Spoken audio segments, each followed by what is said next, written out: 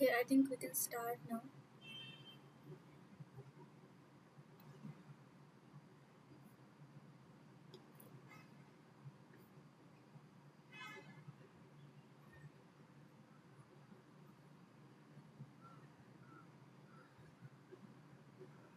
I hope my slides are visible.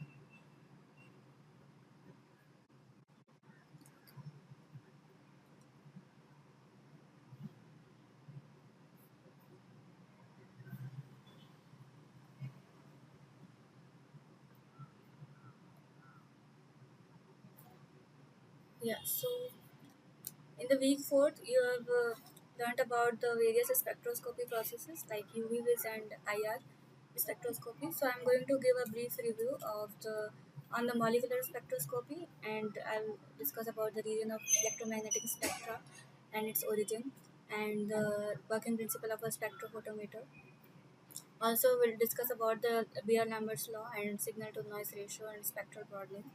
Then I'll deep dive into the UV visible spectroscopy and the electronic transition, how it is happening, and hypsochromic and bathochromic shifts, and hyperchromic and hypochromic shifts, which are generally observed in the UV visible spectra.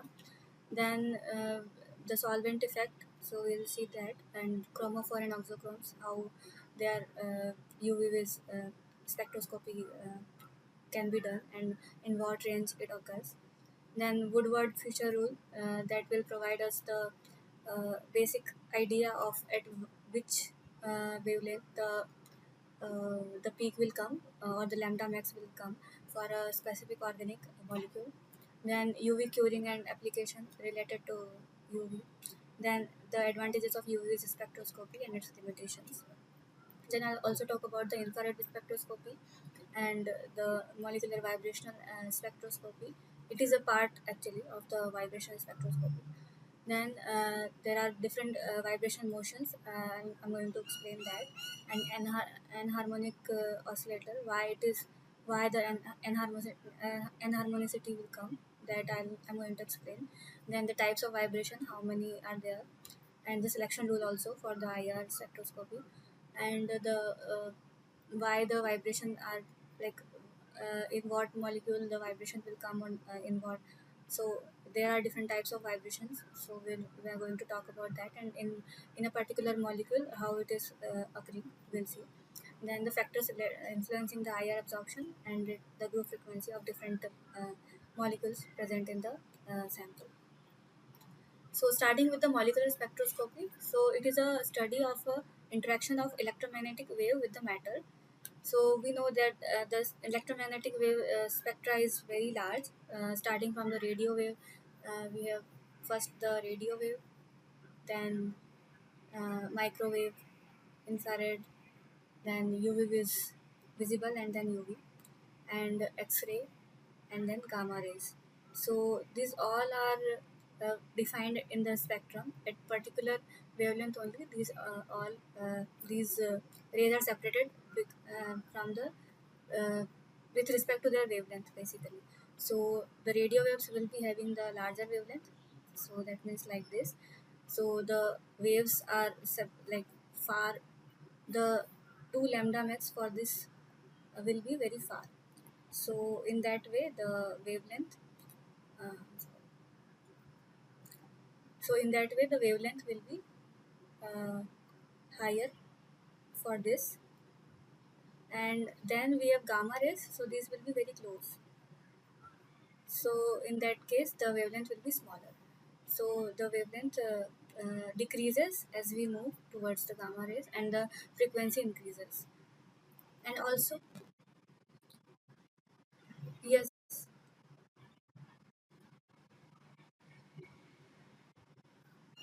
okay, okay. Okay, I'm going to share the entire screen.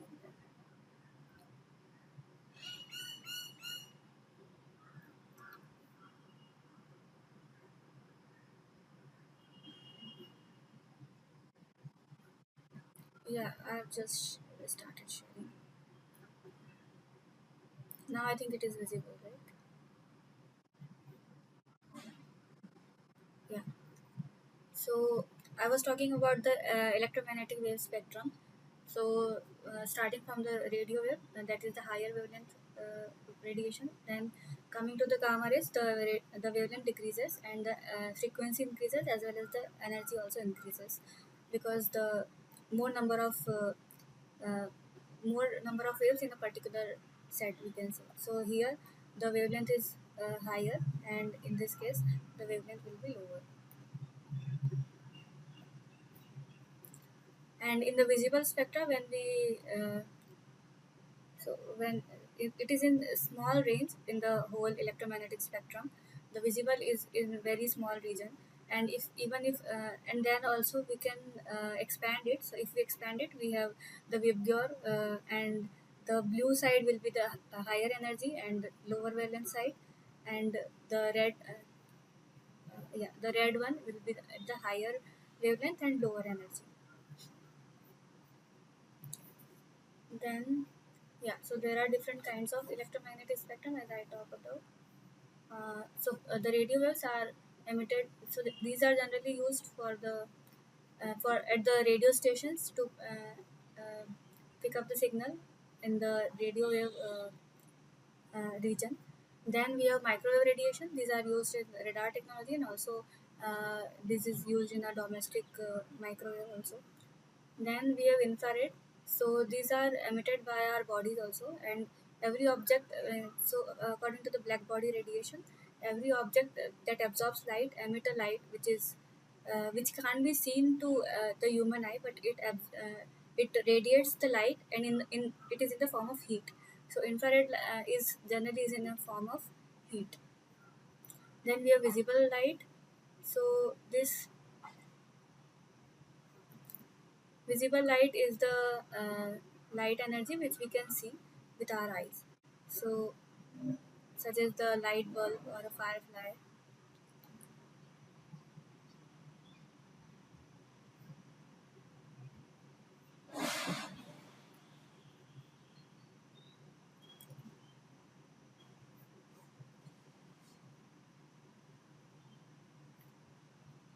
So, the visible light, this we can see with our eyes, and the ultraviolet radiation is near to the visible light, but we cannot see it, but we can observe it in the form of heat, and it comes from the sun also in general in day to day life if we are talking about. Then we have X-rays. These are used in various devices to see a better picture of the internal objects of our body. For example, for the medical checkup also we use X-rays, and also for the characterization of a material, we generally use X-rays and electron microscopy, spectroscopy, yeah, microscopy, so that we can so that with that we are able to uh, see our material or structure in a better way. Then we have gamma rays. These are also used in a deeper image uh, uh, in microscopy, and it is similar to X-ray, but the process will be the image will be more precise, and the wavelength will be even shorter. So again, like I'm going to just give a brief about the different electromagnetic spectrum. So the uh, as we move towards the gamma rays from radio to gamma, the wavelength decreases, but the frequency will increase, and the energy will be higher, and penetration power will also be higher because frequency is high and energy is high.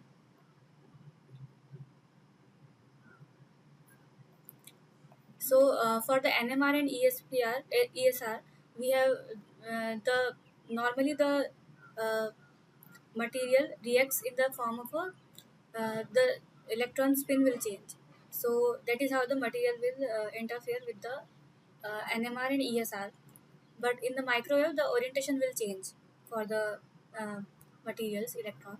Then in the IR, the molecule change its configuration. Then in the UV vis and X-ray, the distribution will change.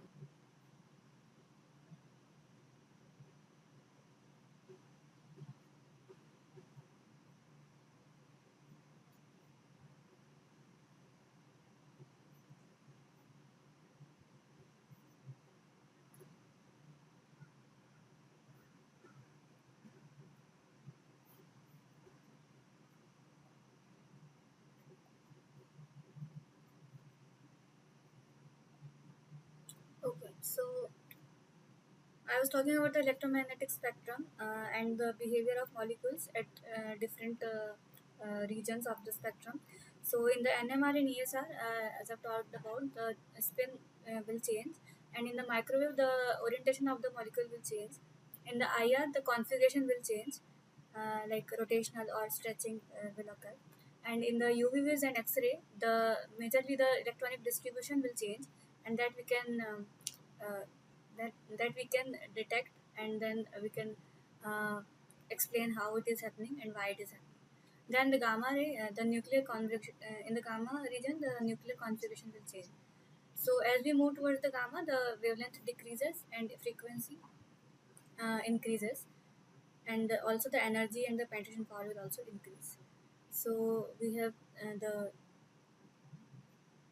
change of spin, then orientation change, then configuration change. So there are different ways that a molecule will interact with the electromagnetic spectrum in a particular region.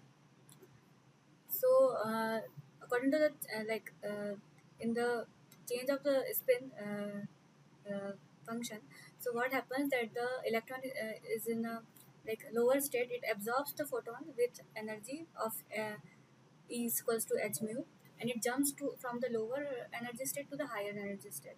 So with a spin with a positive spin to negative spin, or vice versa, and that will be uh, explained in the Pauli exclusion and Hunt's rule, but it is called as Zeeman effect, and that is the splitting of a spectrum line into several components by the application of a magnetic field. So it happens under the application of the magnetic field, the spin of the electron will change. Then the change of configuration. So the configuration can either be, so the suppose the molecule is like this.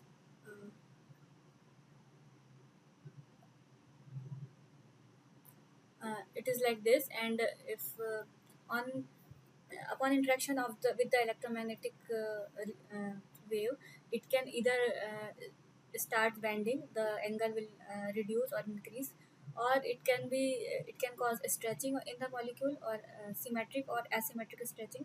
So these are the vibrational modes. So there are three vibrational modes. Then we have rotational motion. So it can either rotate along this y-axis or along the x-axis. Then we have translation motion, so it can translate in the x, y, z direction. So we have three translation, two rotational, and three vibration motions. So so the total degree of freedom will be 3n, and the translational degree of freedom is 3 for x, y, z, three directions. Then we have rotational degree of freedom. So this is 2 for a linear molecule, but it will be 3 for a non-linear molecule. So here the molecule is linear, so we can see that the rotation will be in this axis and in the x-axis. And so if it is non-linear, then in this axis also the rotation will happen. So the vibrational degree of freedom now will be how many? So this 3n minus 5 for a linear molecule, and it will be 3n minus 6 for non-linear. So basically it is the summation of these all these. So 3n minus 3 plus 2 for linear, that is 5, and 3n minus 3 plus 3 for a non-linear, so it is 6. So 3n minus 6 for a non-linear molecule. So here the change of configuration refers to the configuration, means the rotational and vibrational degree of motion. So then the change of orientation. So that means the molecule is changing the direction changes. So suppose it is like this, and the electric field, upon interaction with the electric field, the dipole changes. So it will be either minus or either positive. So depending upon the interaction, how it is interacting with the electromagnetic wave. So it refers to the change in the dipole basically during the rotational motion. So the charge will either this side, or it will move either this side. So it can be positive or negative, but it should not be zero. If it is zero, then there is no interaction. That means we won't get any signal. So in the homonuclear diatomic molecules such as H2O2, like similar molecules but in diatomic, similar atoms but are diatomic. So like H2O2, so this won't generate any dipole. So practically the dipole will be zero. and so these are non-polar because there is no charge in it. So they won't interact with the radiation, and then that's why we won't get any signal from it. So those are microwave inactive. So in that particular case, the we won't get the signal. So these are called inactive molecules in that region. Then we have heteronuclear diatomic molecules such as CO, HCl, HF. These will be having a permanent dipole moment. So the change will occur definitely, either positive or negative. That doesn't matter, but the change will be there, and that is permanent change. So that will interact with the radiation, and that's why we will get the signal. So that's why we can call it microwave active radiations molecules. So these are so the molecule which is having a permanent dipole moment change. So in that case, the molecule will be active in that particular region. Then in the change of electronic distribution, what does it mean? So if we bombard the molecule with a particular ray, suppose X-ray or UV rays, any ray. So in that case, what happens that the okay, I'm going to repeat. So suppose we have a molecule, and this is the orbital of the molecule, and when we bombard the molecule with a particular ray, suppose UV ray or visible light or X-ray, in that case what happens that the some of the atom will get knocked out, electron will get knocked out from the atom's orbital, and the outer shell electron will try to come back. If the nuclear is very highly charged, then in that case the electron will come back to the lower shell, else the electron will so the extra electron uh, will also get ejected. Then in that case, if the electron jumps to the lower shell, there is a energy associated with that, and in that case, so suppose this electron comes inside. If one of the two electrons goes away in the lower shell, the electron from the outer shell will try to fill its space, and in that case there will be some ray that will be coming out from that. So it is in the form of a wave. So the energy will lower, and it will come out as a form of ray or X-ray or any electromagnetic wave. So that we can detect, and in that with that particular region, so we can define that the molecule is this case, like the particular molecule will be having a particular fixed electron volt of energy, something like that. So in that case we can predict that what material it is and how it is performing in this case. So this can be characterized by the X-ray emission basically. Then change of the nuclear configuration. So the gamma radiation, this helps in the this generally happens that they will cause a change in the nuclear configuration. So the gamma rays is released from many of the radioisotopes found in the natural radiation decays like uranium 235, and it will it will actually nucleate or fission will occur, and it will create this uranium 236. Then and in that case, so gamma rays will come out from that. It will emit gamma rays, and so the naturally occurring material are like uranium, thorium, actinium. So these will emit the gamma rays, and by detecting these gamma rays we can uh, predict that what material it is. So these are useful in that case. So then this is a simple representation of how a spectrometer works. So there is a light source in the first case. So we need a source for our spectrometer. So this is the light source. It can be either UV or visible, or any kind of source depending upon the spectrometer. Then we have a collimator lens. So this will align the ray on this prism kind of monochromator. It can be either prism or a grating also. And this prism, what it does, it only pass a single wavelength of light or radiation.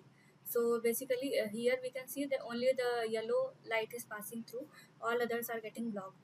So the monochromator, what it does, it only passes the visible range, and in that also we have a wavelength selector, so we can select a particular wavelength, and this that will go to the sample solution.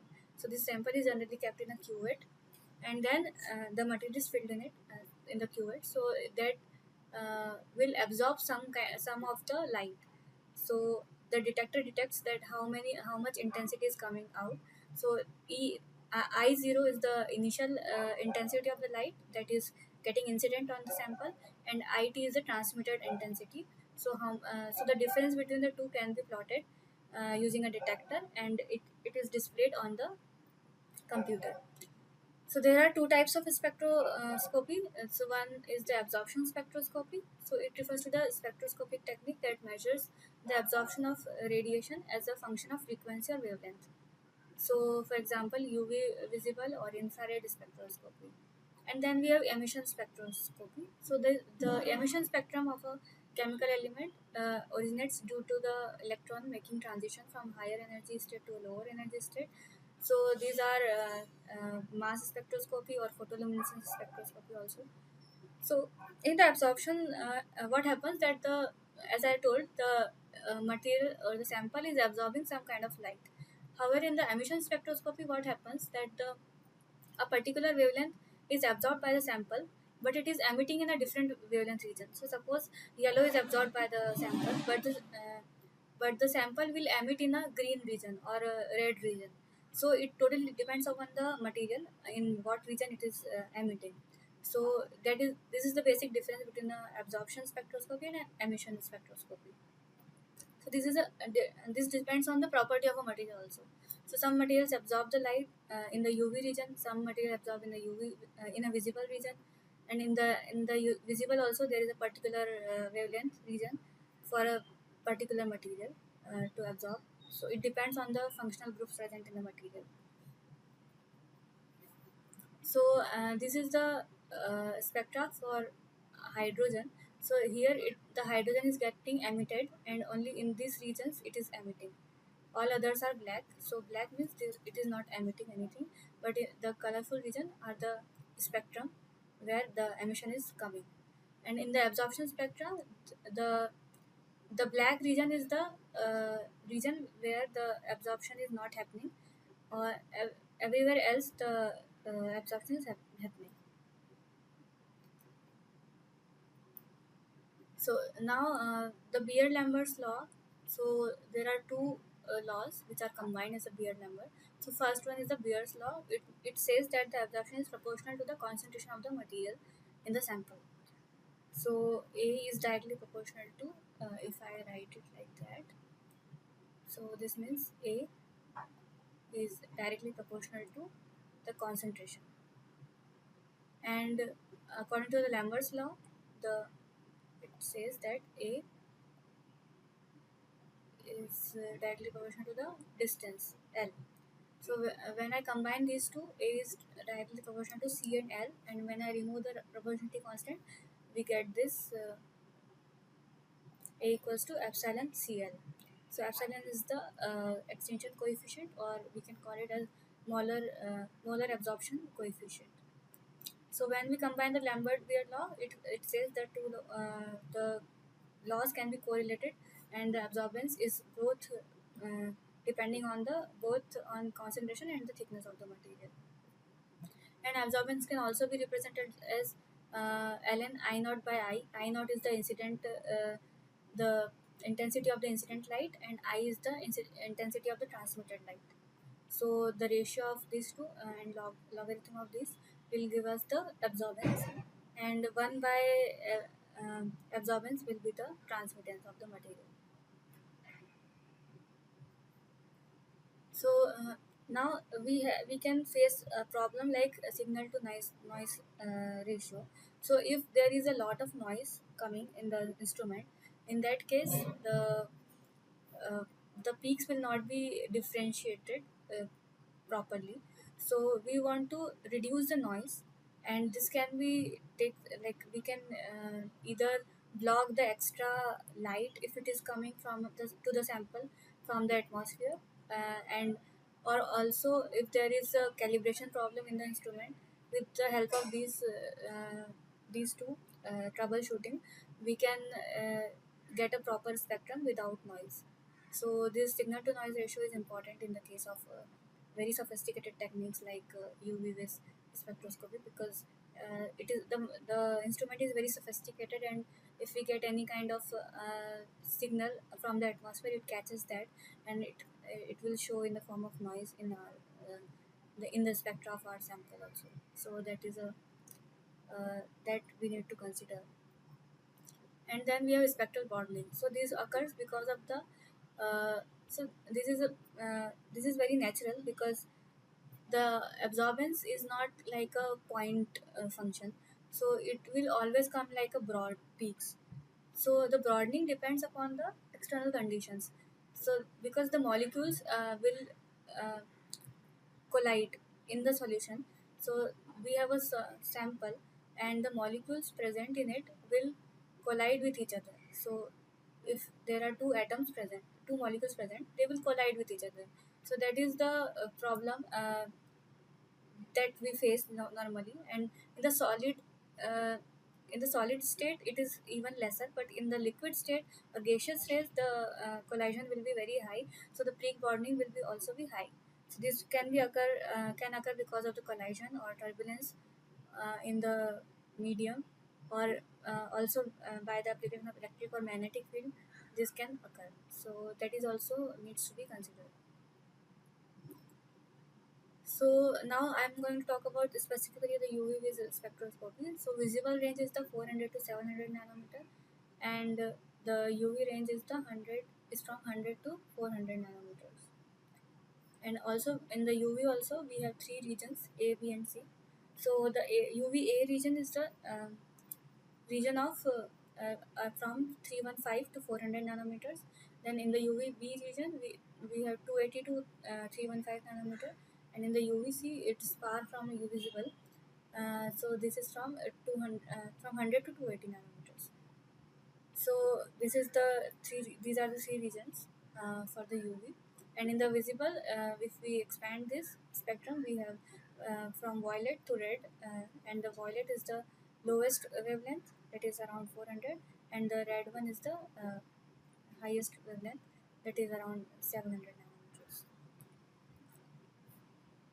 Now the transition, how it occurs in the UV spectroscopy. So basically you know that the electron transition will occur in the UV spectroscopy.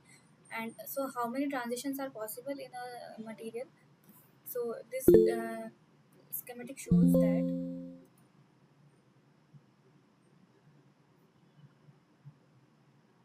Yes, Deepak, you have any question? Yes, Akanksha, just wanted to know fundamentally why UVA-B-C, that region, that UVA and C is pretty broad. The B is very narrow. Is there any particular reason why that has been divided like that? I did not understand. A and C are broad.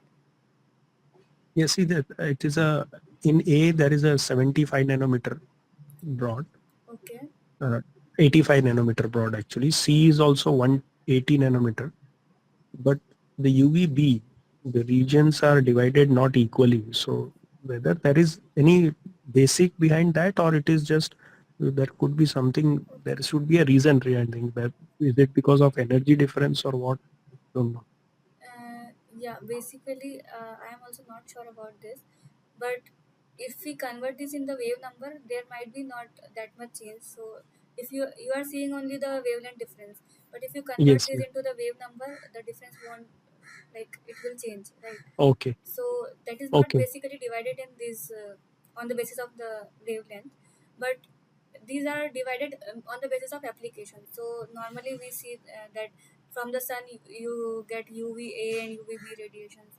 So it depends on the application also. So in that particular order, we have like we have different regions. fine. Okay, thank you. Yes. So the electronic transition between the molecules. can happen from the HOMO to the LUMO. HOMO is the highest occupied molecular orbital, and LUMO is the lowest unoccupied molecular orbital. So from this occupied to unoccupied, the transition will occur. So we have sigma and pi states orbitals in the lower region, and then we have sigma star and pi star.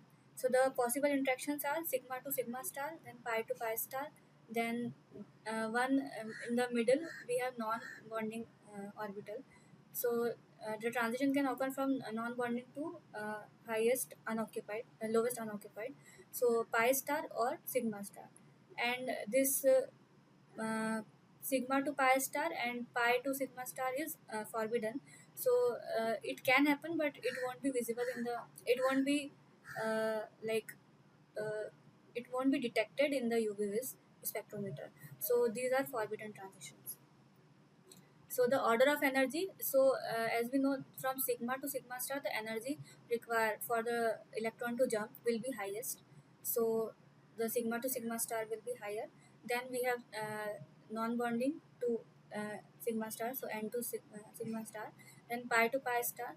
Then we have pi to n to pi star.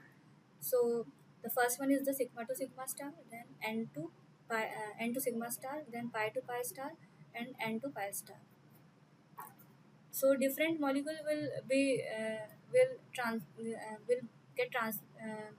will get shifted on depending upon the transition.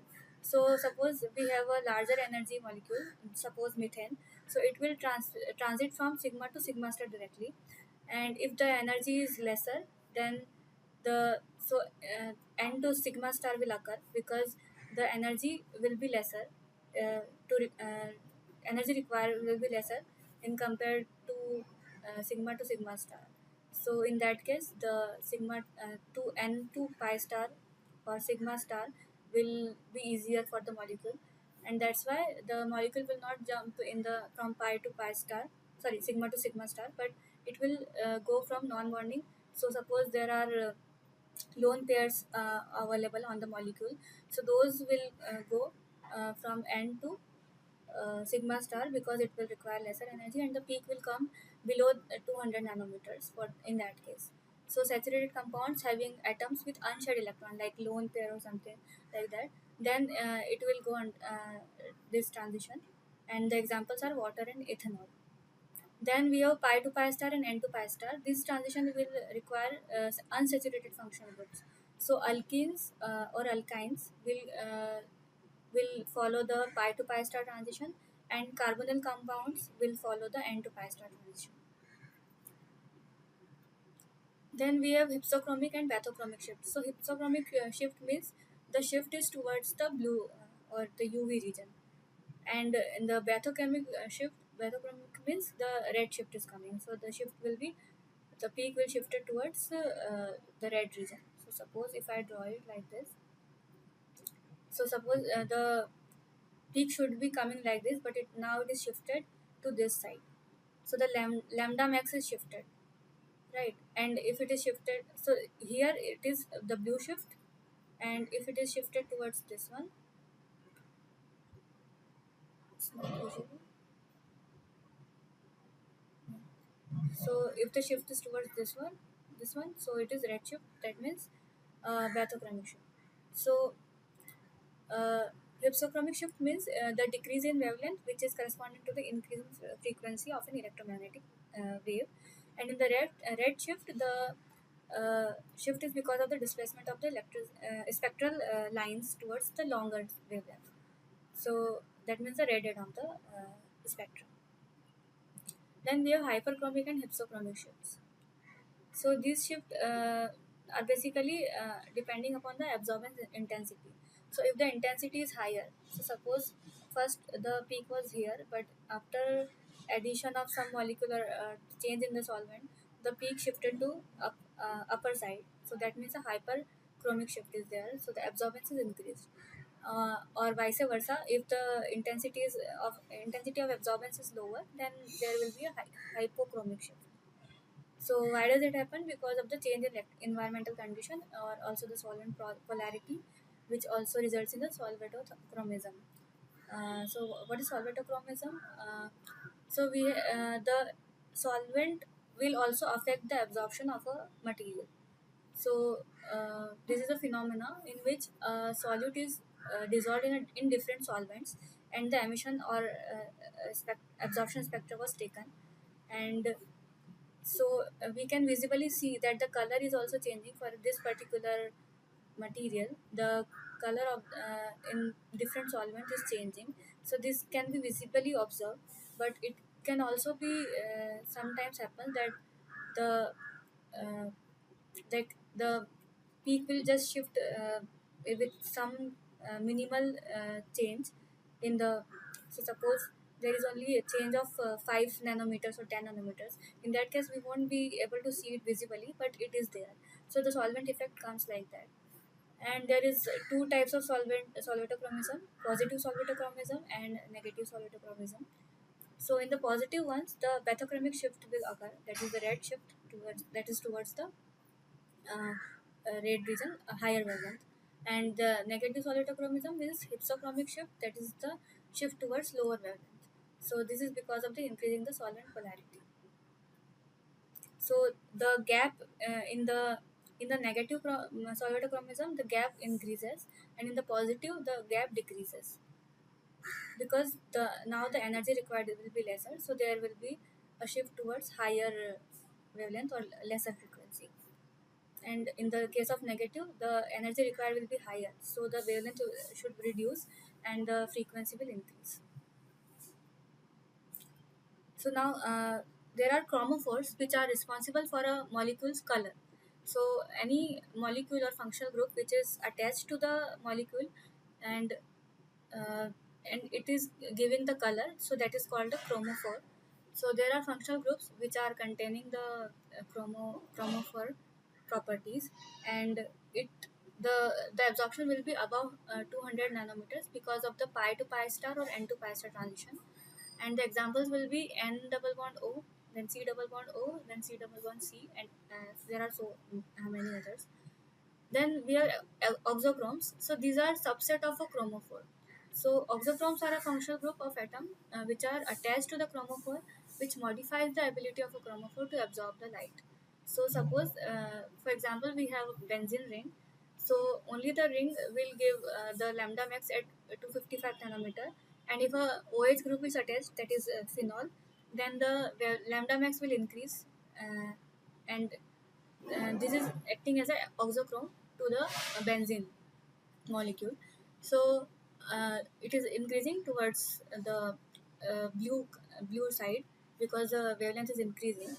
So sorry, the red side, because the wavelength is increasing. So lambda max is 270 nanometers for the phenol, and if we put aniline group, uh, amide group, sorry, NH2, then the aniline will form, and the lambda max will also increase.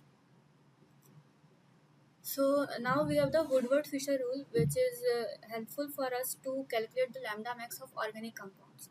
So Woodward-Fisher rule says that there are certain base value of a material or a compound, and in that case we can predict the wavelength of absorption where it will come in the UV spectrometer. So if we have a acyclic conjugated diene or heteroannular conjugated diene, it has a base value of 215 nanometers. And in the case of homoannular conjugated diene, you have 253 nanometers. Then acyclic trienes, we have base value of 245 nanometers. And similarly, we have different uh, base values defined for a different group. Suppose we have alkyl groups, and then we can add 5 nanometers into the base value, and like that we can predict the lambda max region for a particular compound.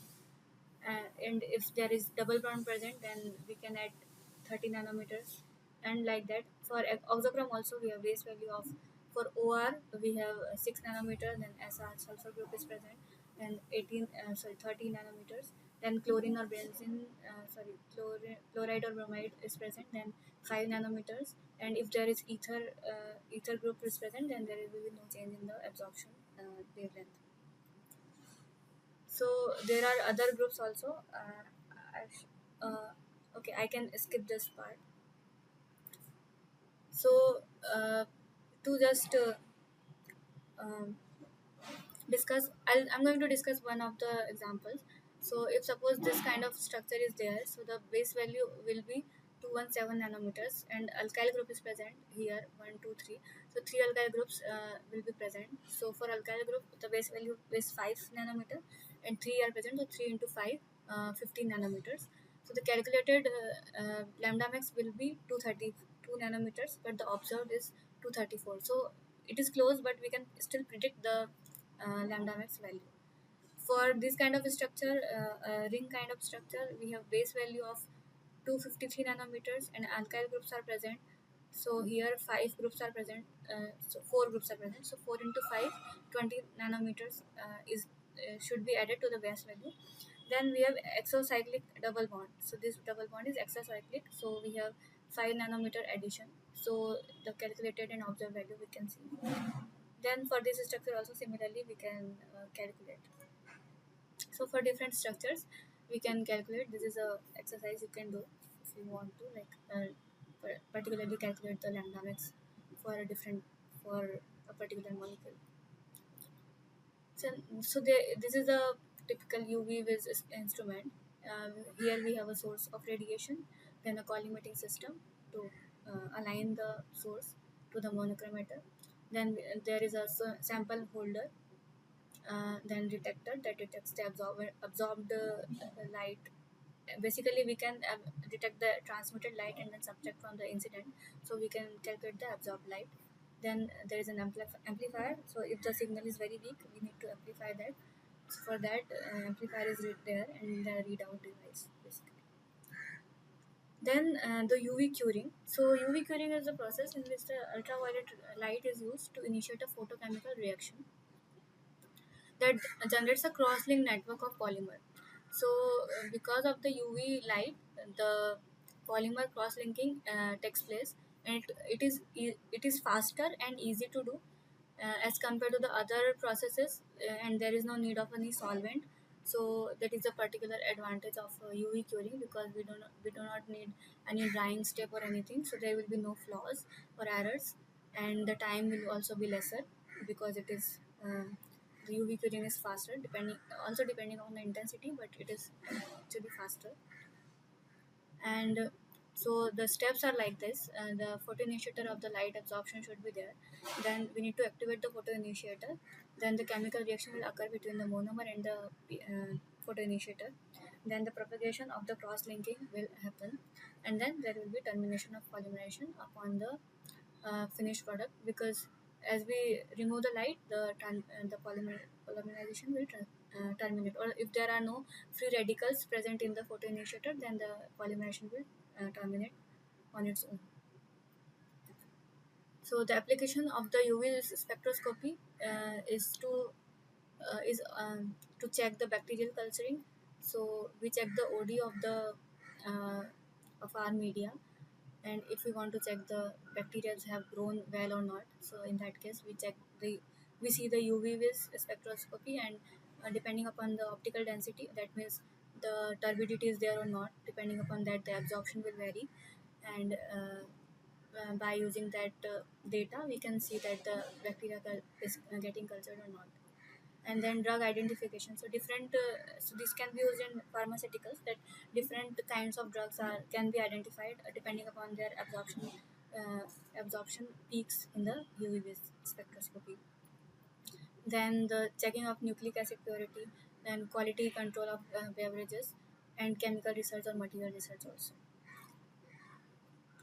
Then there are advantages of UVs. So it is easy to use, and the only thing is the sample preparation takes time sometimes, but all in all, it is a very fast process, and it gives results within seconds. So it's a very helpful technique for our, like, to get an idea about what kind of molecules are present in the material.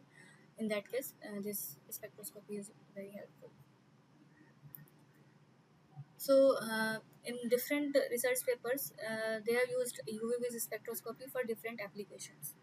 So here is a uh, paper which have used UV vis spectroscopy to determine the nanoparticle size. So with this technique, we can use to determine the size and shape of the nanoparticle, and it can also act as a it can also act to check the optical property of the material under stimuli. So if we want to suppose check the property of a material when stimulating it with a particular thing like electric field or magnetic field, in that case also we can check the optical property of how the optical property of the nanoparticle is changing or affecting.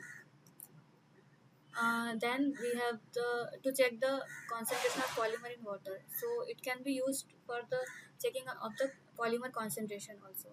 So suppose the concentration is getting increased with in this fashion, and the absorption is also getting increased. So in that case, we can calculate the absorption, and we can plot a calibration curve for that. So at a particular wavelength, suppose 200 or 220, we can mark the absorption, and then we can form a calibration curve. And in between that, if we want to check how much will be the absorption for this much concentration, that we can predict from that calibration curve. Then for the optical transmittance, so as I've told that for the bacteria culture, we check the transmittance of the solution. So the turbidity matters in the case of bacteria culture. So also there are different applications for optical transmittance. So this one is for the electrolyte, agar-based electrolyte. So they have used different concentration of acetic acid, and they have done the transmittance spectroscopy.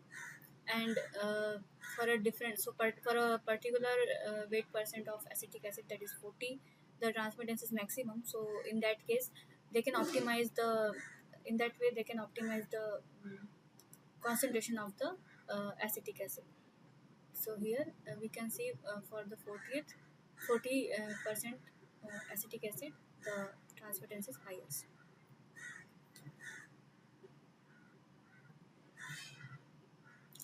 Then it can also be used for monitoring the thermal degradation of a polymer. So suppose if I want to check up thermal degradation of PLLA, it is polyl lactic acid. So it can be used to monitor. So UVs can be used to monitor that, and it can give the results in minutes. So it is very helpful in the case if we want to check a property which is uh, which takes a lot of time, because and there are so many other parameters which we need to check. So we can simply do a UV vis, and then we can get results within seconds. So here they have kept the function, the molecular mass is normalized, and the temperature and RPM is taken constant, and they have changed the kg per hour, the rate of the molar mass basically. So this is increasing with the increase in the with the decrease. So it is decreasing with the increase in the kg per hour rate, and in that, so using that they can plot this curve and they can predict the throughput.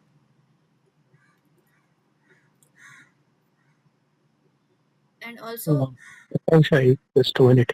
yes, Can you just go back and explain a little bit more on that, how the degradation was studied? Actually, what they have measured, the uh, color change they have measured. basically, so in this paper if you are talking, they have basically they have checked with the melt extrusion. So extrusion means the throughput. So Hmm. they have extruded the polymer, so it comes in the unit kg per hour. So So more polymer is coming out per hour, yes, right? so more polymer is coming, then the absorption is getting reduced or shifted. So that they have plotted. So So they can how? predict that how much throughput is optimum to get a Okay, it is only for. yeah Okay, that's for a throughput. yes On left hand side, it was written thermal degradation. That's why I was not able to understand. uh, yeah degradation. I'm not sure how we can check with this, Okay, but maybe throughput color change or something. Fine, fine. Thank you. yeah. So this is the same thing at different throughputs. They have now changed the now varied the RPM, and they have checked again the for the different RPMs. They have checked the throughput.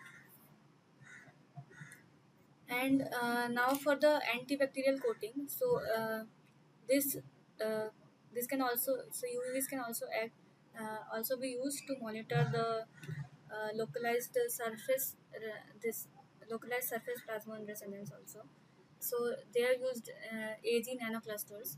So this gives the this SPR, that is surface plasmon resonance, and this can also be checked with the UV spectroscopy.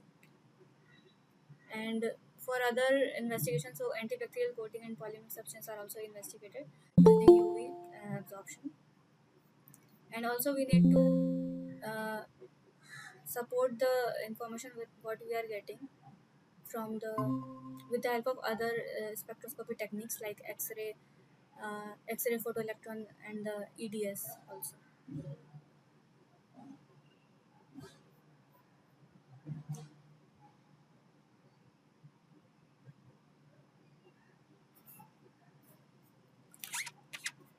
Yeah. In this, sorry.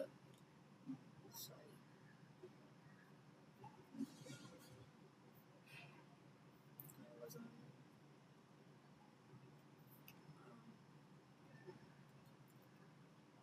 Okay.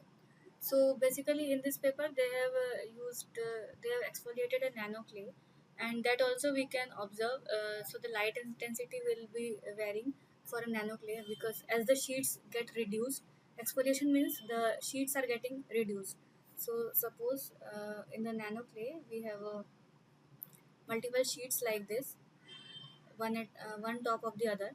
So during exfoliation, the sheets get reduced, the thickness gets reduced. So in that case, the light transmittance will increase. So because of the with the help of UV we can observe the transmittance increasing, and we can say that the exfoliation has been happening.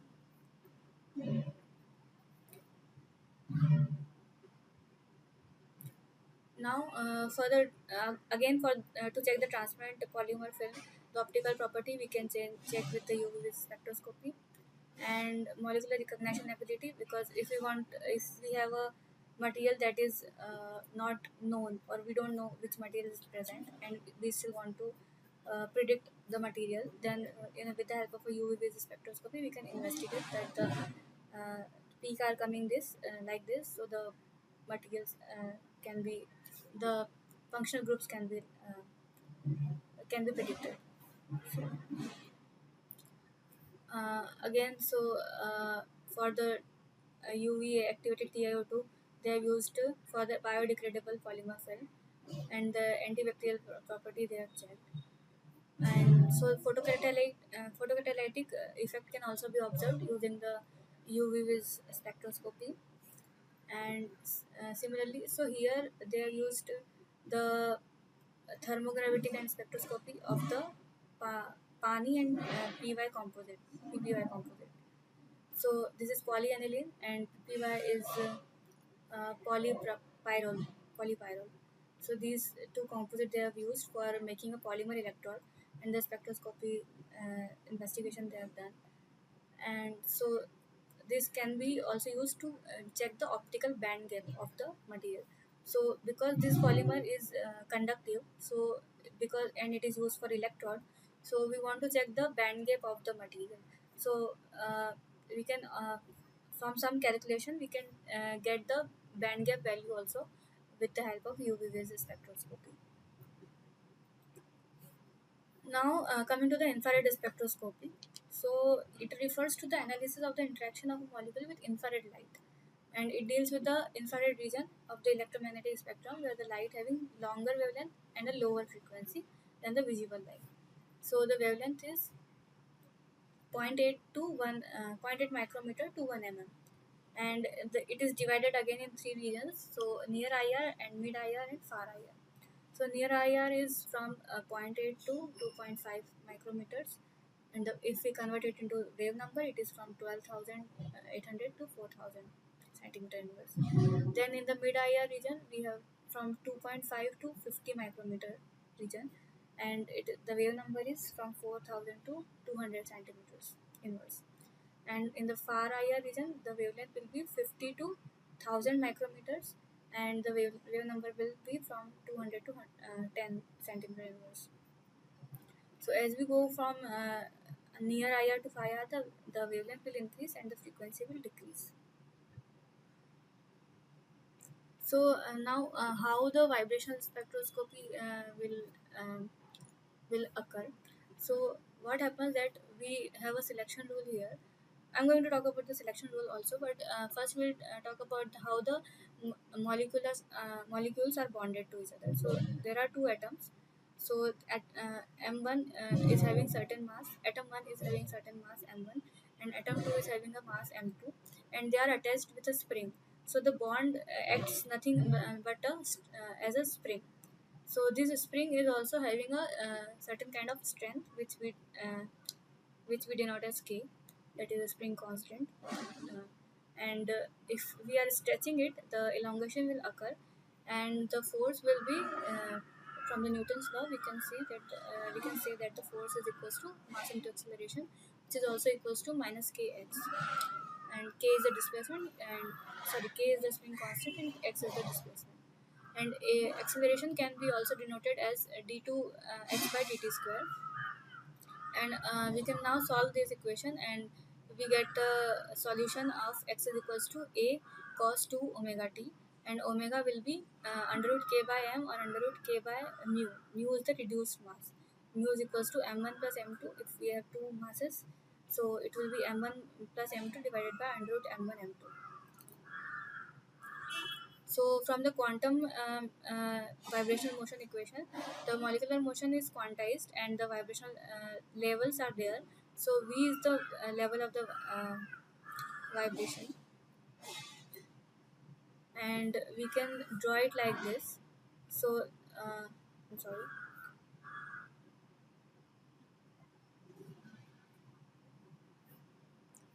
Uh, yeah. So we have a level like enharmonic oscillation levels. So these are different levels in the material. So I'm sorry for a bad drawing. So from 0 to I think I have drawn 4, 1 2 3 4. So suppose there are 4 levels, so the transition will occur from 0 to 1, then 1 to 2. So it will be like that. It won't be like 0 to 4 again. So these are some of the selection rules which are followed in a spectroscopy, vibration spectroscopy technique. And so this V is the energy level, quantum level, and uh, it is mentioned here that the energy at a particular level, that is quantum number 0 or quantum level 0, so the energy will be half h mu at in the 0 level, when no vibration is occurring. So still there are some energy, there is some energy, because even if this level, when there is no vibration, but it is not practically possible that the molecule is having zero vibration. So there still be some energy left and that will be half h mu, so that energy will be responsible for the material which is for the molecule which is in equilibrium. And then there are some formulas again. So the transition will occur from V to V plus 1. It won't be like V plus 4. It will always be a plus or minus of 1.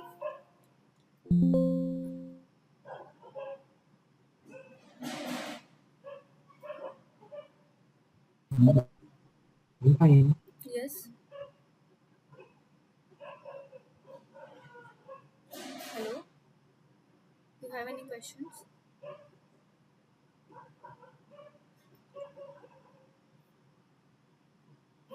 Okay. If not, then I'm going to continue. negative. So suppose we have levels. This is the excited level, and then this is the ground level. So the this level is suppose 0, and in the excited level we have uh, these multiple regions.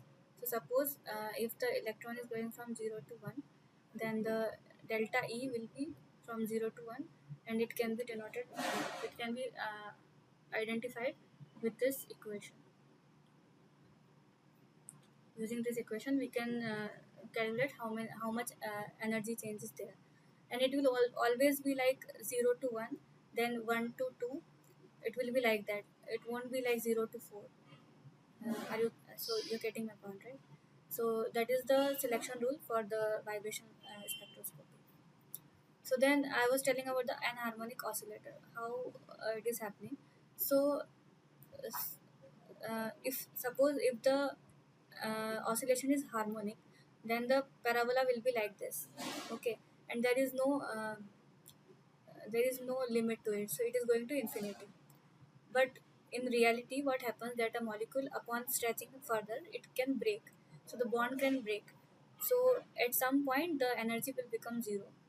So that is the thing with the n harmonic oscillator, that it gives a practical curve, and unlike the harmonic one, this is not practically possible. So n harmonic oscillation is practically possible, and it will become zero at some point because the bond will break, and that's why it is important to consider this theory. So the real molecular vibration will close to being harmonic, but again, so the this relaxes the selection rule and overtunes the combination bands and distort the intensities of the transition. And so there the changes in the energy level will occur, so that they come closer together as you go to the vibration ladder. So the energy level will change at some point, because now this is enharmonic. So here you can see in the beginning the changes are the gaps are higher, but as we go towards the end, the level the gap between the levels are lesser, and after this the bond can break, so there will be no simple harmonic motion, there will be an enharmonicity at the end. Now there are certain types of vibrations. So uh, the molecular dipole moment must change during a vibration to be an IR active. So as I have already talked about the dipole moment change. So if the molecules are similar and diatomic, then in that case the dipole moment will not be changing, and that's why the molecule will not be IR active. Or if or it can be IR active if the stretching is asymmetric. If the stretching is symmetric, then it won't be IR active, and there will not be any dipole moment change. But if the stretching is asymmetric, in the case of a homoatomic molecule, homodiatomic molecule, in that case the IR will be the molecule will be having a dipole moment change, and it will be IR active. So the oscillating dipole interacts with the oscillating electromagnetic field of the photon, and it leads to the absorption. So here we have a stretching vibration. This one is a symmetric one, and this is the asymmetric one.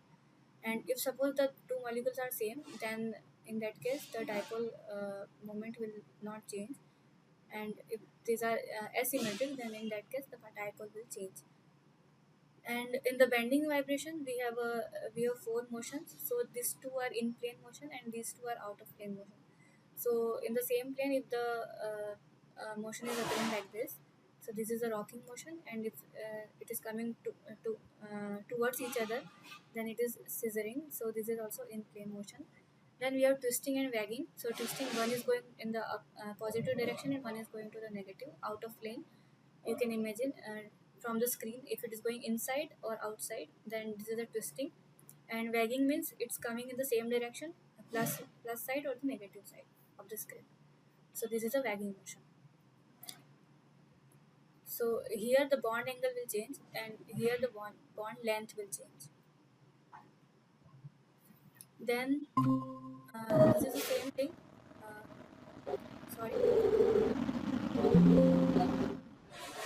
somebody's mic is on.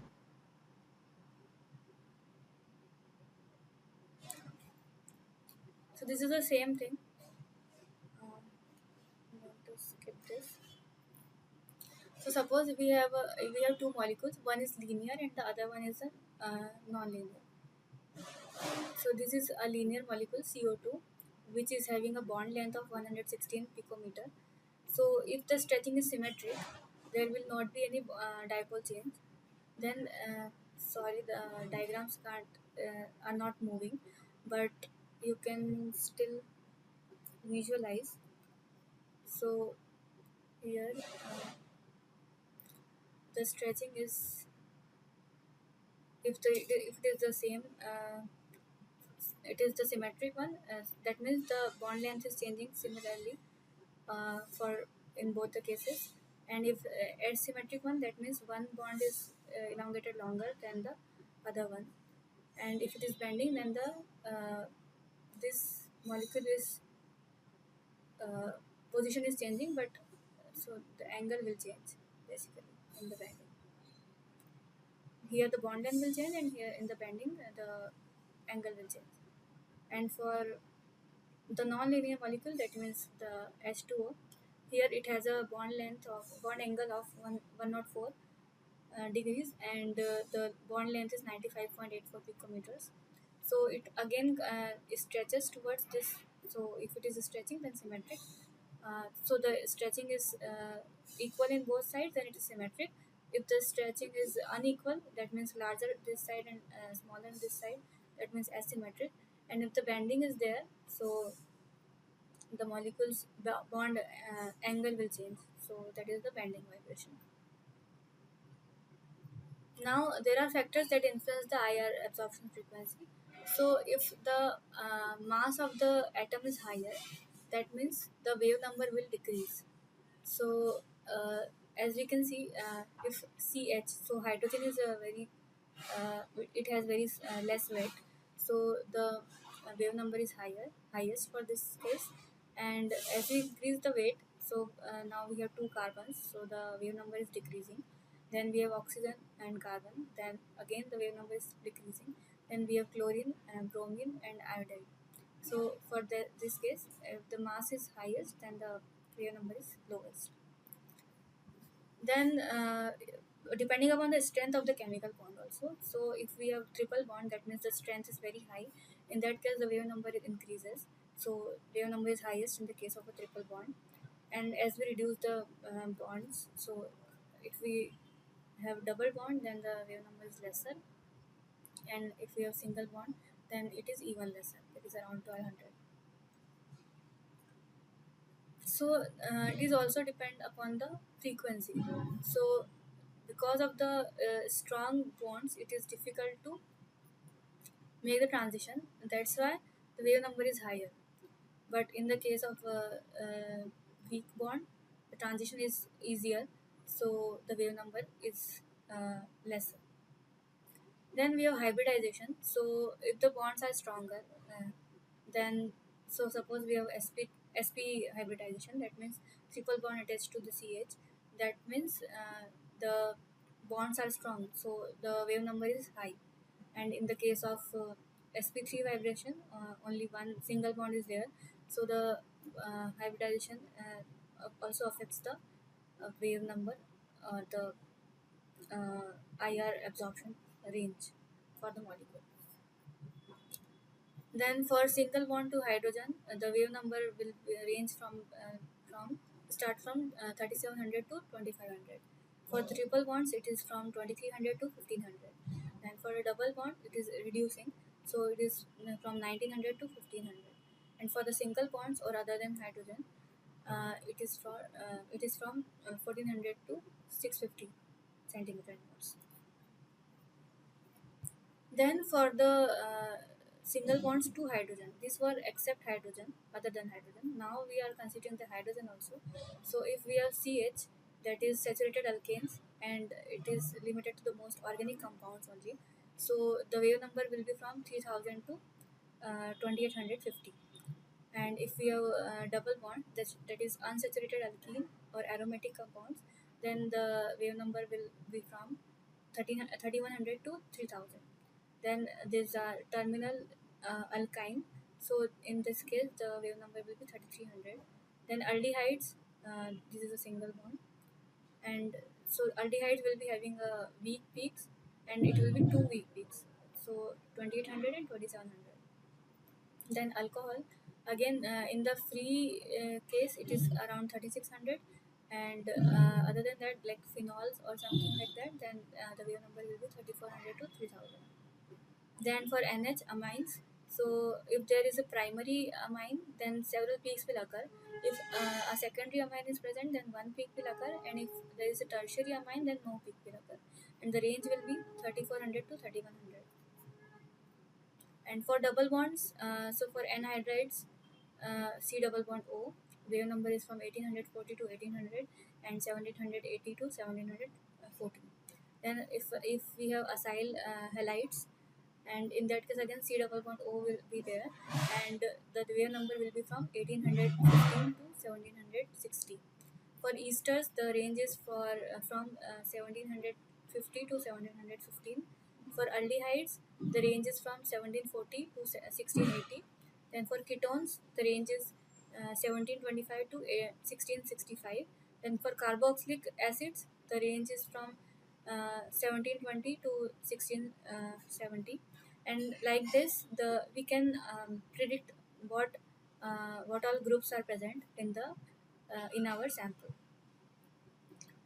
Then for the triple one also, the peaks are if we have C double bond C, then alkynes are there and the bands are very weak.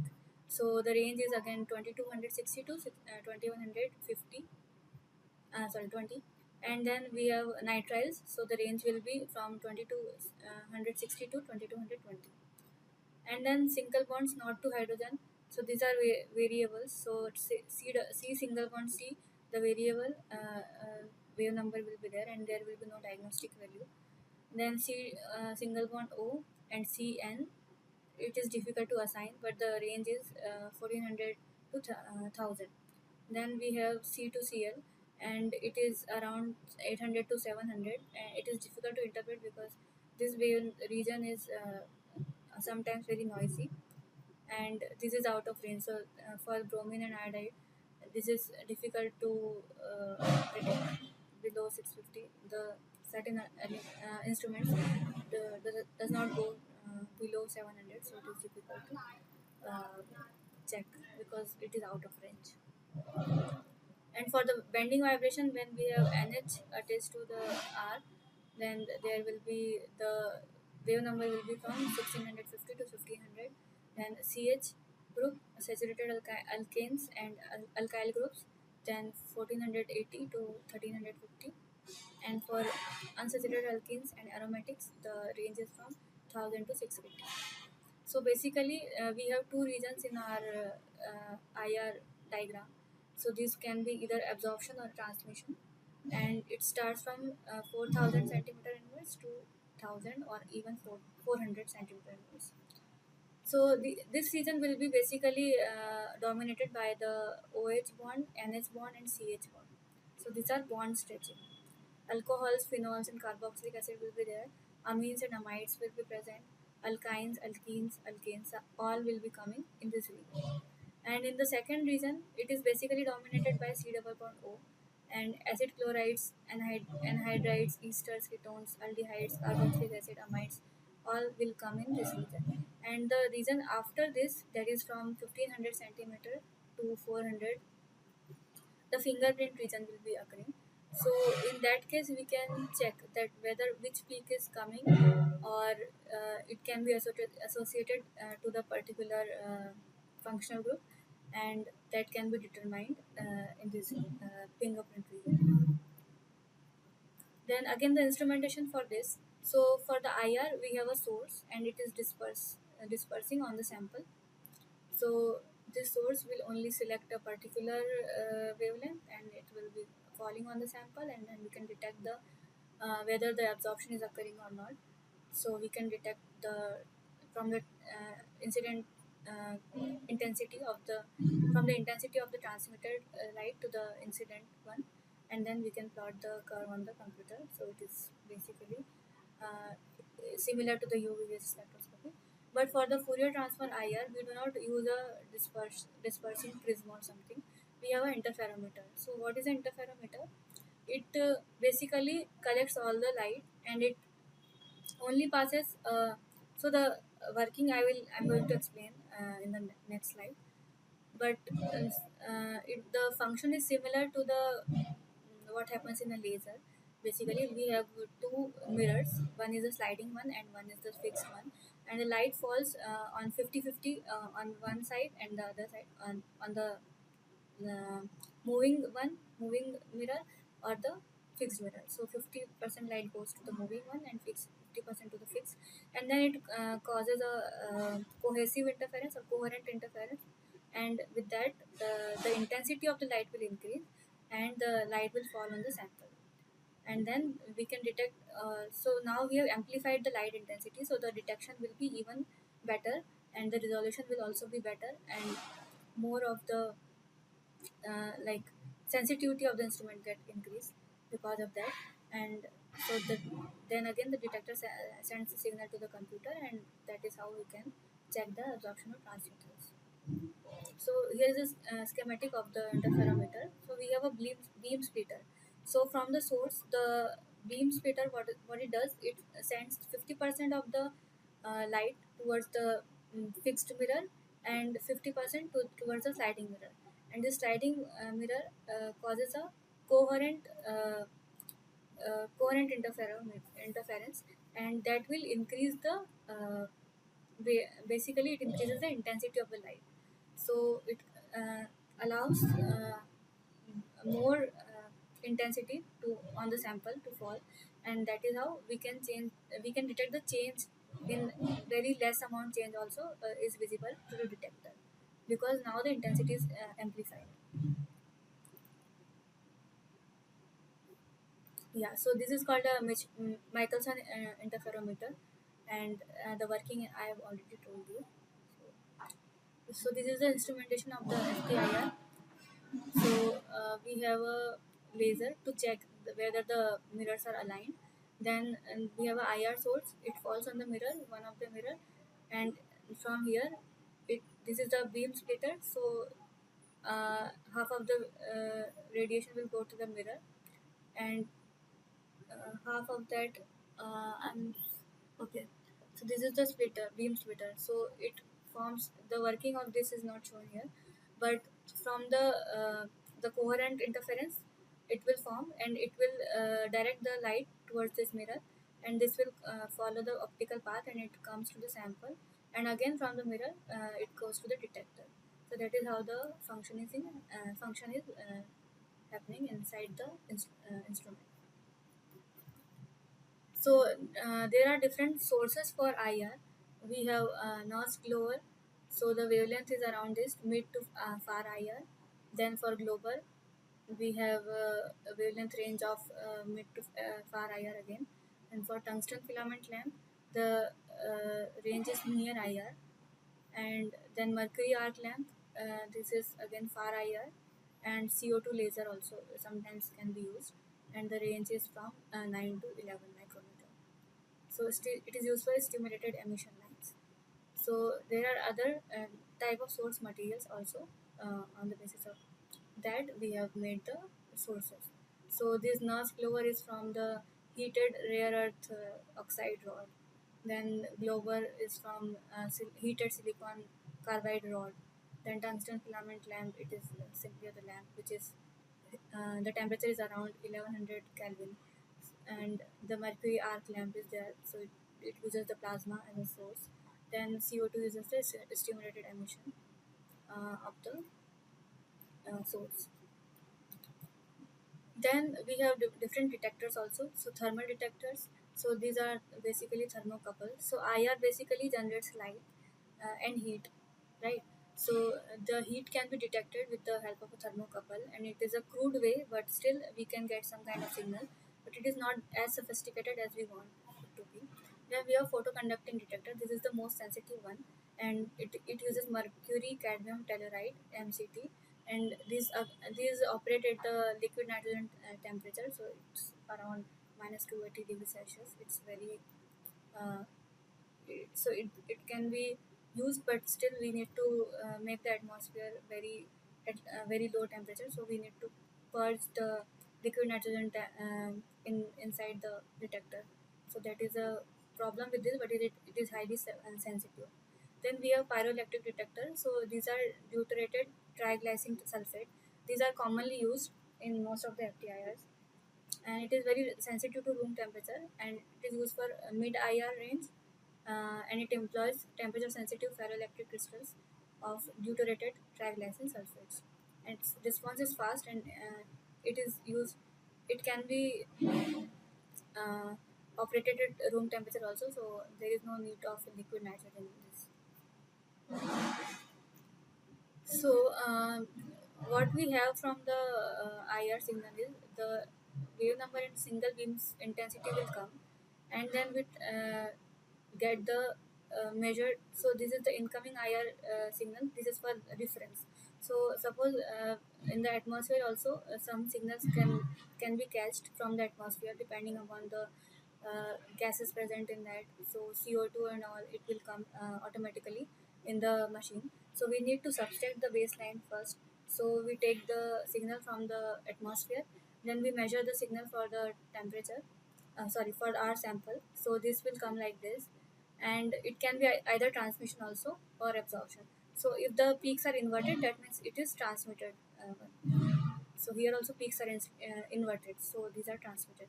So we need to subtract this from this, and then we get a particular curve subtracting the CO2 and all, and then we get a if we invert it or take a logarithm of it, we can get the absorbance curve from that. So this can be so this is the data processing what we need to do in the basic FTIR. So again, the signal to noise ratio is important in this case, and baseline correction needs to be done. So if the peaks are coming like this, or how to, I'm just drawing it here. So if the peaks are coming like this, not in this line, but it is declining like this, then it is a problem, and we need to correct the baseline for the peaks, because if these are declined, then we are not able to judge whether a peak is there or not. So we need to correct the baseline also, so that is important in the case of FTR particularly. And then we need to check the resolution also, and resolution we cannot help in that, because it is dependent upon the instrument generally. So it's again the instrument property. I mean we can't change it. So but it is also it should be considered if we want to resolve two peaks which are very close to each other, then in that case we need to take care of this. And the background spectra, so as I have already told you that the atmosphere gases present, or if there is any impurity in the material, so in that case the lot of other peaks will also come, additional peaks, so that we need to take care of. So now we'll see few questions. Okay. So carbon dioxide has X, Y, and Z numbers of translation, rotation, and vibration degree of freedom, respectively. What are the values of X, Y, and Z? Can anyone tell me what should be the answer for this?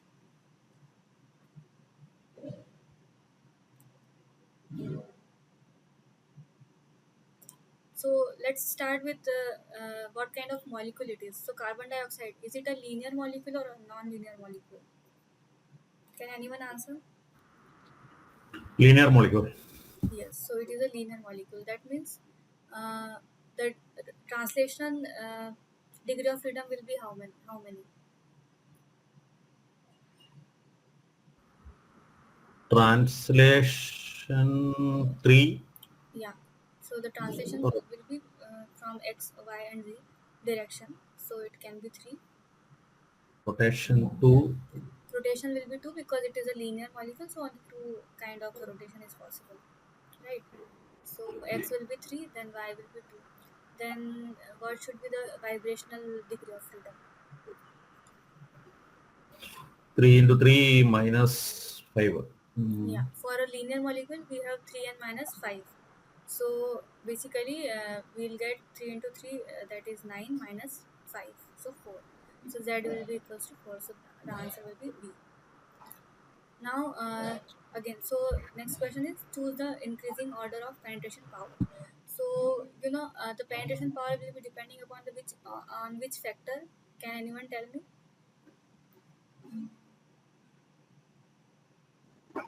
Intensity.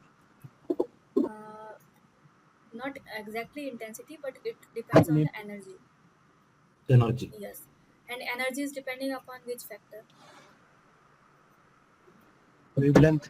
Yes, Frequency. wavelength and frequency, exactly. So wavelength and frequency are inversely proportional, and if higher the frequency, that means wavelength is lesser. So if frequency is higher, then energy will be higher, and then the penetration power will be also higher.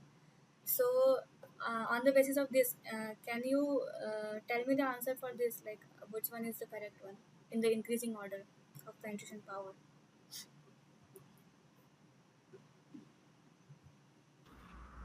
A. Answer A.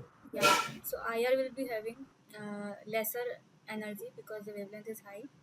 Then visible will be having more penetration power as compared to IR because the wavelength is getting lower. Then X-ray, then gamma ray. So the frequency is increasing and the energy is also increasing, but the penetration power is also increasing and wavelength is decreasing. So answer A is correct.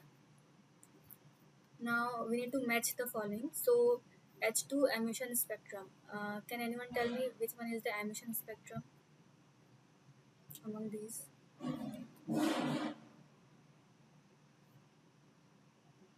A, B, C, D. Which one will be the emission spectrum for hydrogen? 1B. Yes. So the B is the emission spectrum. So the lines shows the emission. Then the absorption spectrum for hydrogen. A. A. Yes. So the black region means there is no absorption in that region, but the color region is that it shows that the absorption is taking place in all the regions except the black lines. Then spectrum with noise. This is a easy one. Yeah, it is C. Yeah. See. So it can be seen that the spectra is having a lot of noise. Then spectral broadening. So we are remaining with this one. So the spectra is broadening and it is showing in this curve. So first B, then second A, first B, second A, third C, and fourth D. So C option is the correct one. Now, electromagnetic spectrum originates from. Can anyone tell me? Change of spin, change of nuclear configuration, or change of electron distribution. What should be the correct answer? All the Yeah, all of them. So all three affects the property or uh, affect the electron upon interaction with the electromagnetic waves. The all three can be changed depending upon which region we are using. So if we are using the NMR region, then spin will change. If we are using the gamma rays, then nuclear configuration will change. If we are using the UV region or X-ray region, the electron distribution will change. So all of the above can be changed. So D is the correct answer. Now again match the following. So solvatochromism, which one should be the correct answer? Ability to absorb Should be light. C. Yeah. C. So as the name suggests, solvatochromism. So depending upon the solvent, the light is changing or the absorption is changing. So change in the solution color will with solvent property. So chromism means color and solvato means solvent and it's combined. So solution color is changing with the solvent polarity. So first C is the correct one. Now there are two options with one C. So again hypochromic effect. So ability to absorb light or displacement of spectral line, which can be the correct answer for hypochromic effect. Hypochromic effect, ability to absorb light. Uh, why are you so sure about it? Like, can you explain a little bit more?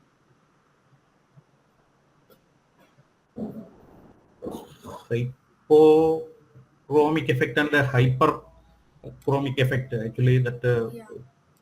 peak. So peak intensity is getting reduced, right? Forget about the shift. The intensity is getting reduced here in this case. Wait a second. So here the intensity was higher, but in this case the intensity is reduced. So that means the absorbance is reduced. So hypochromic means the ability to absorb light. And then we have hypsochromic shift. So displacement of spectral line. Now the shift is in with respect to the wavelength. So that's why Shift is in X direction. The hypsochromic shift is in X direction, and the hypochromic shift is in Y direction. uh, we cannot say in X or Y. Yeah. So if the change is with respect to the wavelength, then it is hypsochromic or bathochromic. And if the shift is with respect to the absorbance, then it is hypo or hyper. So, Understood, right? So the correct answer is A. So first C, second A, and third B. So the answer A is correct. So I think we are done with this class. You can ask me any doubts if you are having.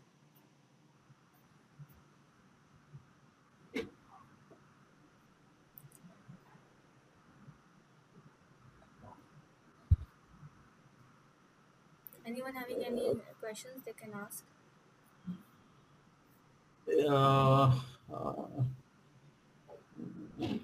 actually, some doubt is there Yeah. regarding say one exfoliation slide you have. Yeah.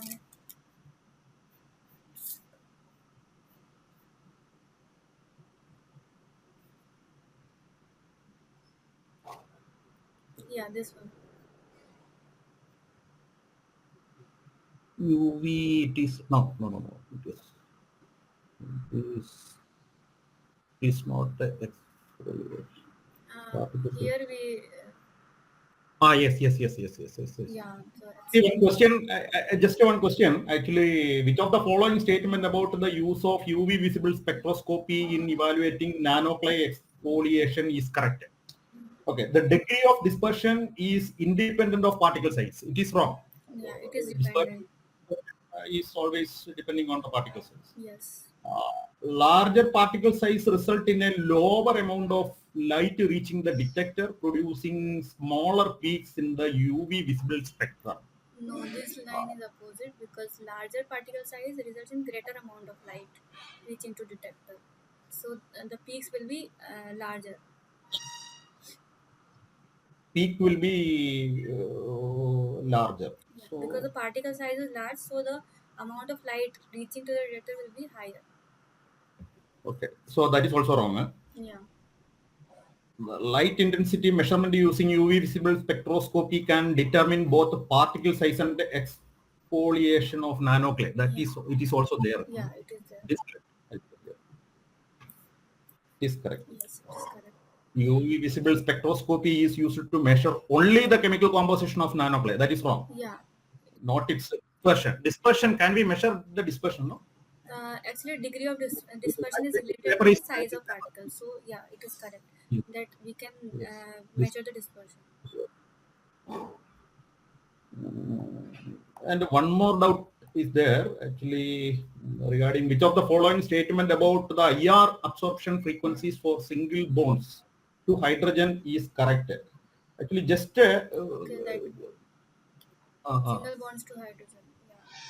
yeah, single bonds to hydrogen.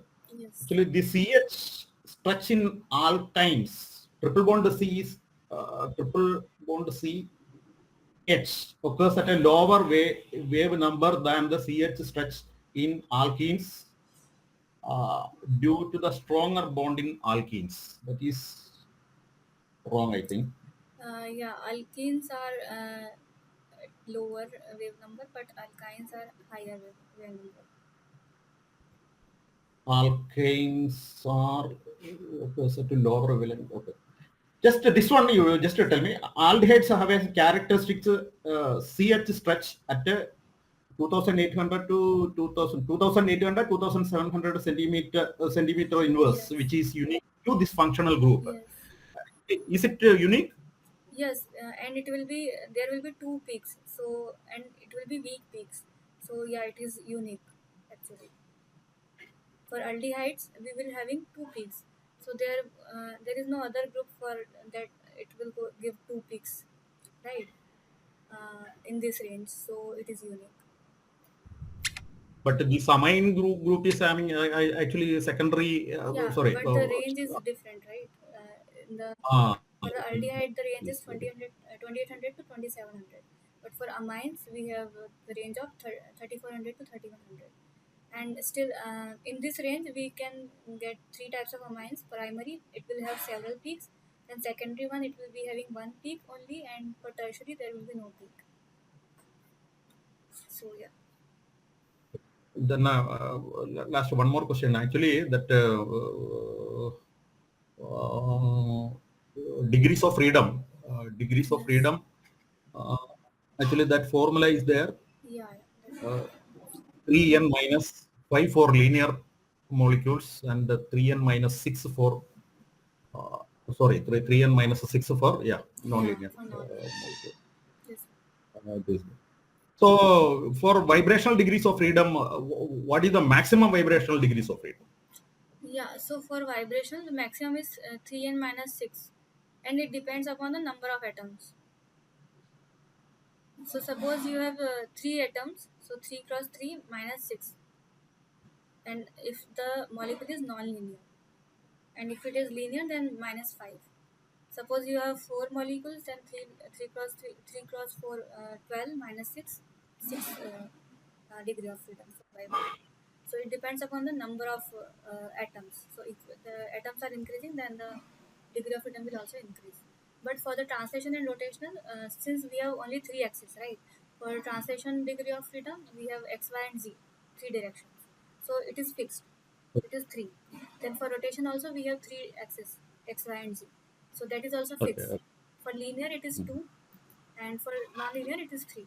So maximum 3 are there. And for vibration, it depends on the number of molecules also.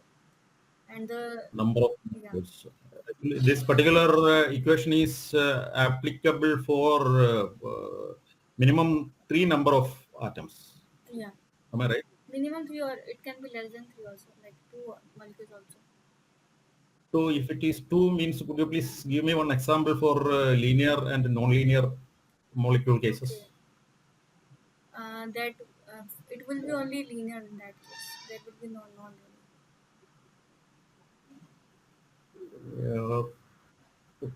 Two, 3. That means at least one vibrational degree will be there. Yeah. So it can be. So suppose I'll show you that slide.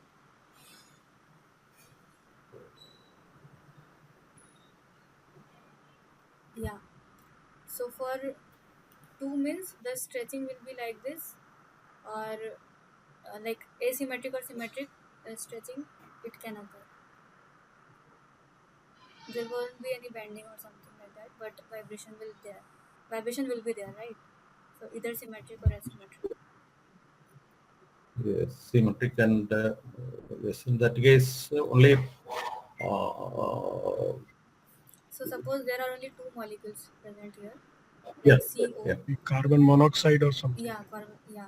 So only CO is there, then in that case only stretching will be occurring. So Only yeah, so one stretching. vibration mode will be there. So the degree of freedom will minimum it will be 1. So there is no possibility of asymmetric and there is no possibility of bending.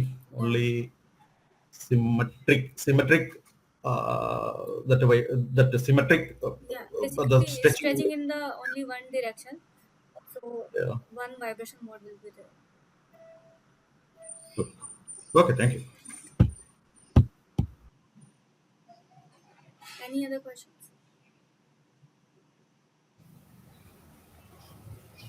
Hello, madam.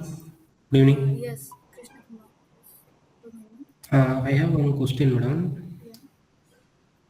Yeah. Is lies which of the following statement about the use UV visible spectroscopy in evolving nanoclay evacuation is correct? Yeah. I think I think I've discussed this. light intensity. Um, Yeah, yeah. the content is not clear. I cannot understand easily. Can you read out the question for me? 9 minutes. Sorry. Uh, Yeah. which of the following statement about the UV visible spectroscopy in evaluating nanoclay Exfoliation. evacuation is correct? Yeah.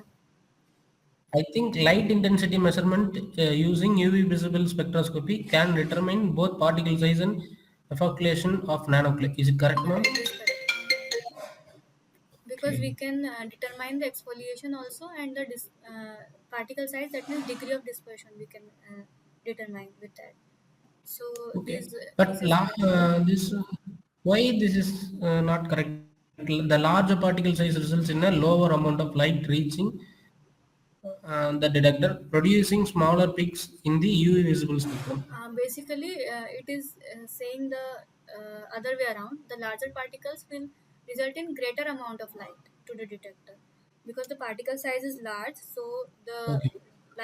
the amount of Yeah. light it is reaching to the detector will be higher. So that's why we'll get a larger. So it is okay. It is directly proportional. Yeah, Particle size and a it greater is. amount of Yeah, light reaching. exactly. It is directly proportional. So because the larger Okay. the Thank you. particle, the more will be the absorption. So we can relate like that. Oh, So the absorbance will be higher. Okay. okay. Thank you. It is helpful. Yeah. So anyone else have any questions? Or we can uh, end the session here. Okay. So thank you all for joining. Okay, thank you so much. Thank you. Yeah, Thank you. see you all in the next.